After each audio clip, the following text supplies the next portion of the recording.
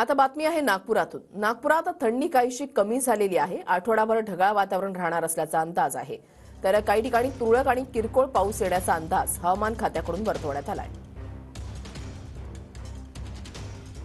नागपुरात नवीन वर्षाच्या स्वागतासाठी आणि सरत्या वर्षाला निरोप देण्यासाठी हुडहुडी भरणारी थंडी असते। मात्र यावर्षी नववर्ष आणि सरत्या वर्षाला निरोप देण्याचा उत्साह जरी जोरात असला तरी हुडहुडी भरणारी थंडी मात्र कमी असल्याचं चित्र पाहायला मिळते। उत्तरेकडील वाऱ्यांचा प्रभाव कमी झाल्याने थंडी काहीशी कमी झाली आहे। त्याचप्रमाणे ढगाळ वातावरण निर्माण झालेलं आहे।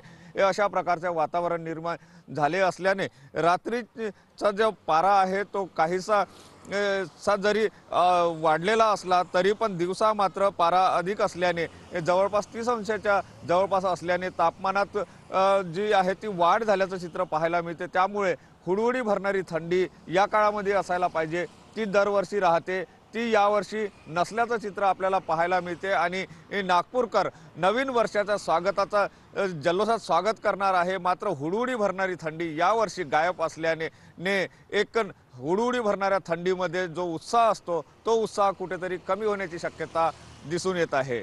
कॅमेरामन साईसह सुनील ढगे, TV9 मराठी, नागपूर।